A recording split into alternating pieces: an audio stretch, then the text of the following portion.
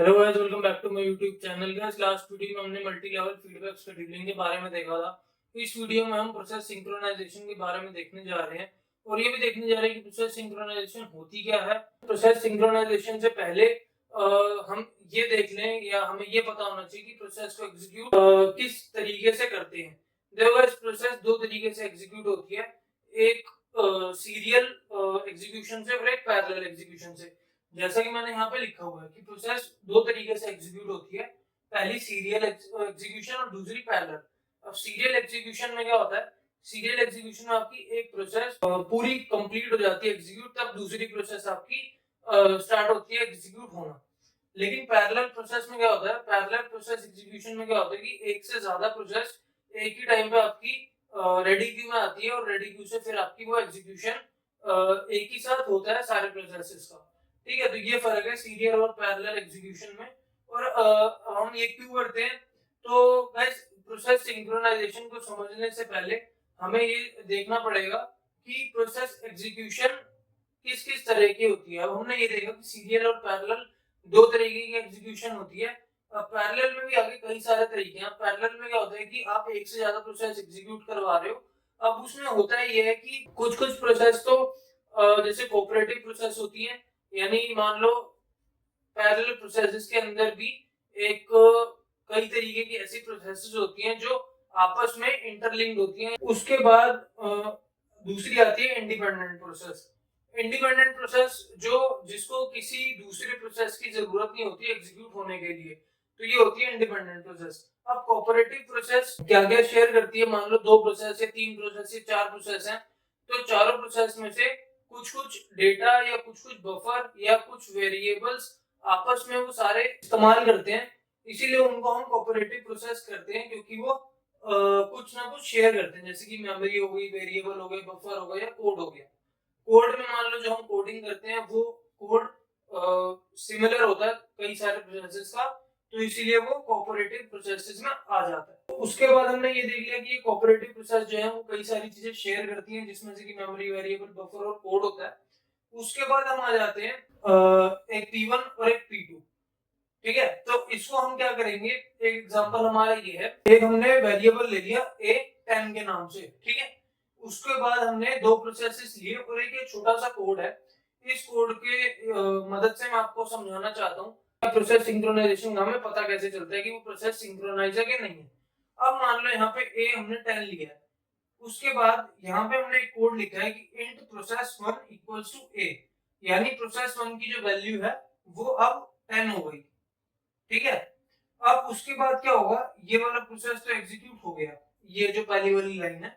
उसके बाद आता है प्रोसेस 1 प्लस प्लस। अब यानी प्लस प्लस का मतलब क्या होता है, इंक्रीमेंट ऑपरेटर।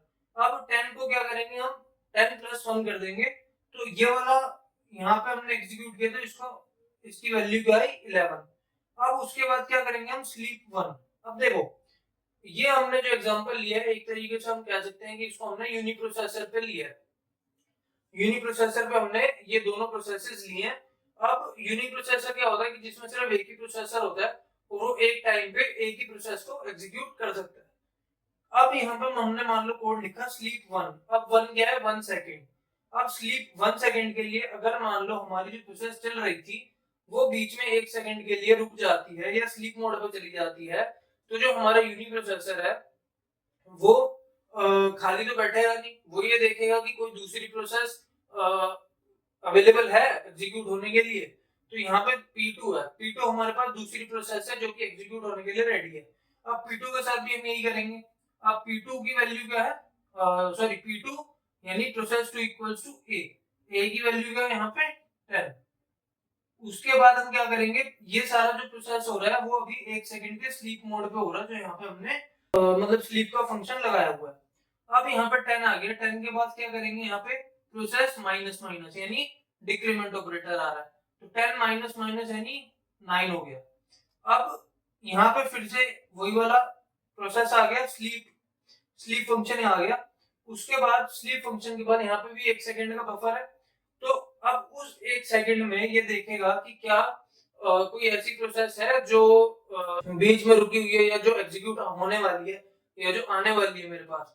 तो यहाँ पे जो हमारी P1 प्रोसेस है वो रुकी हुई है, मतलब वो पार्शियली एग्जीक्यूट हुई है, पूरी एग्जीक्यूट नहीं हुई है। तो उसको पूरी एग्जीक्यूट करने के लिए क्या होगा, ये जो प्रोसेसर है दोबारा से P2 से P1 पे आएगा और इसको एग्जीक्यूट कर देगा और इसकी वैल्यू जो आएगी वो 11 आएगी।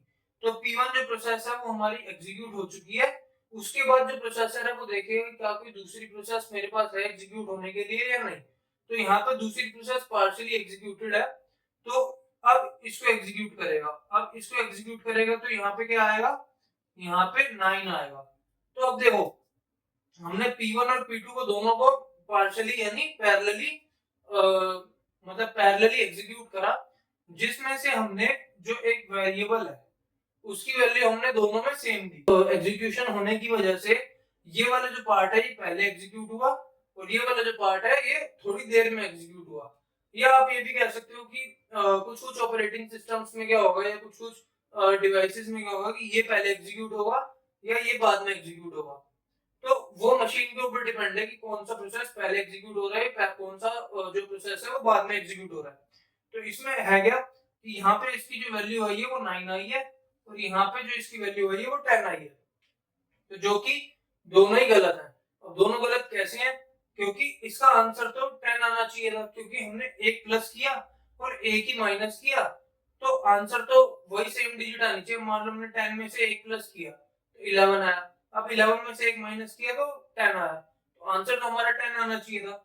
लेकिन यहाँ पे तो दोनों प्रोसेसेस का अगर हम देखें तो दोनों प्रोसेसेस में नंबर अलग अलग आ रहे हैं, यानी आंसर हमारे पास अलग अलग आ रहे हैं। तो इसका मतलब क्या है, इसका मतलब ये है कि जो दो प्रोसेसेस हमारी थी वो सिंक्रोनाइज मैनर में नहीं है।